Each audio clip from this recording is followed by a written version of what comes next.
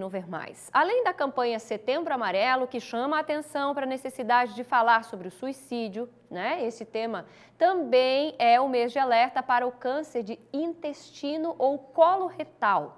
A campanha Setembro Verde é uma forma de orientar sobre essa doença, porque o câncer coloretal está entre os mais incidentes no Brasil e no mundo. Estimativas do Instituto Nacional do Câncer, o INCA, prevêem para este ano 17.620 novos casos. Gente, 17.620 novos casos de câncer do colo do reto e em mulheres 16.660 e em homens...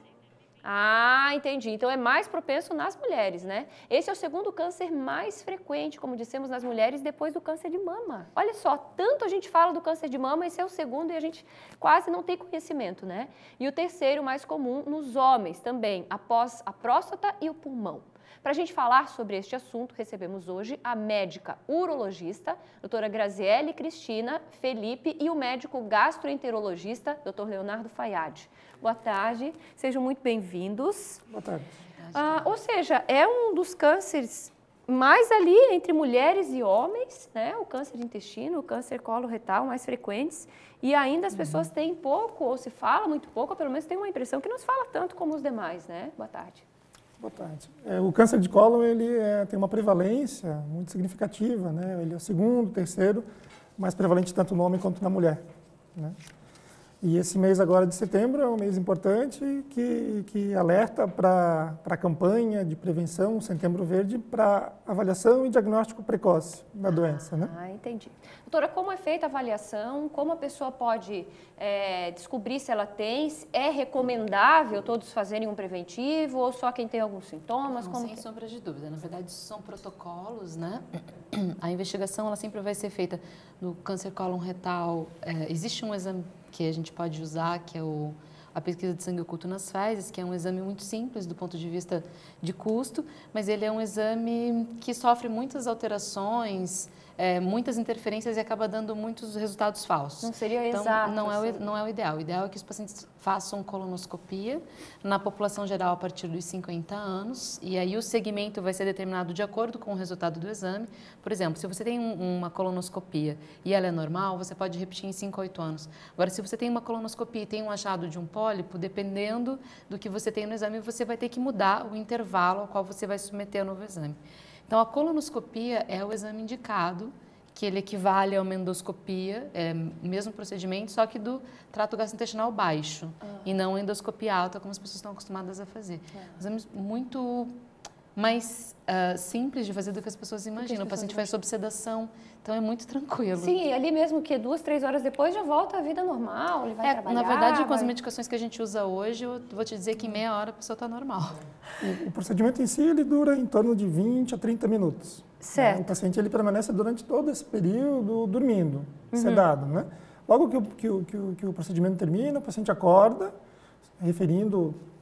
praticamente não referindo nada, e já desperta, mas a gente recomenda 1 a 2 horas para o paciente se alimentar. Sim, até porque fica sem comer, né? Isso, Fica em tem que jejum, fazer um preparo, né? faz meio que uma lavagem ali antes, né?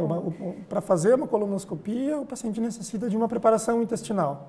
De 6 a 8 horas antes, ele ingere laxantes com o objetivo de fazer diarreia e limpar o intestino. Sim. Né? Tá. A doutora explicou que população em geral acima de 50 anos devem fazer esse exame, né? Isso seria anual ou com que frequência?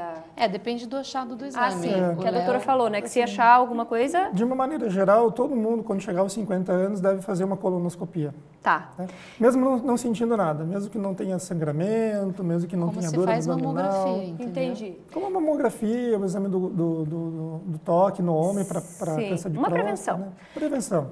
Mas, se a pessoa tem menos do que 50 anos e ela pode estar com algum sintoma, como é que ela vai saber? Como é que ela identifica que algo não está legal no meu intestino e que eu preciso fazer, então, esse exame? O câncer de intestino, ele vai apresentar sintomas como dor abdominal, sangramento nas fezes. Se o paciente tinha um hábito intestinal e começou a ficar mais trancado, mais ressecado, ou ele tinha um hábito regular e começou a apresentar muita diarreia. Então, se ele tiver alguma alteração nesse hábito intestinal e tiver menos que 50 anos, precisaria fazer uma avaliação. Mas, de maneira geral, no paciente que não sente nada, é 50 anos. Entendi. Né? Acho que uma coisa muito importante a gente colocar é a história familiar, né? No sul do Brasil, a gente tem uma incidência relativamente alta de tumores genéticos, mais alta do que no resto do país. Então, a gente precisa entender que a história familiar pode indicar a colonoscopia num período mais precoce. Por exemplo, eu tenho um tio que teve câncer de intestino aos 55 anos. Ele era o irmão da minha mãe. Então, teoricamente, para essa história familiar de primeiro grau, a indicação é que a gente faça a investigação 10 anos antes do caso índice.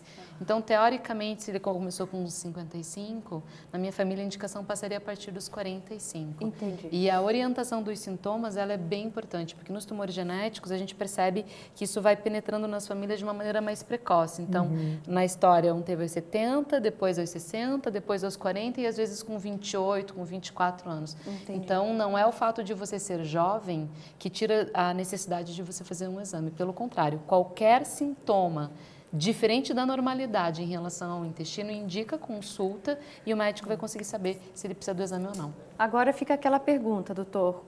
O município, ou seja, ou o Sistema Único de Saúde oferecem esse exame? Sim. Ou a pessoa tem que pagar, ou só se for por um plano? Colonoscopia, endoscopia, esses procedimentos têm cobertura pelo Sistema Único de Saúde.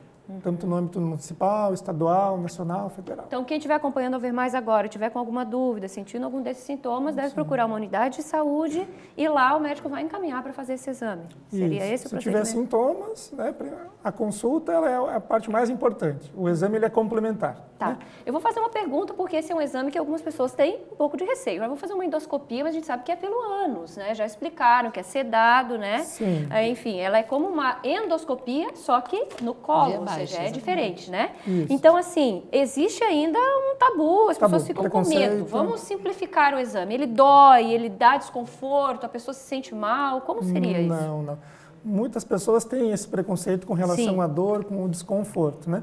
Mas é um procedimento hoje, com o nível de medicamentos que nós temos, com a parte da anestesia e de sedação, o paciente ele não sente absolutamente nada.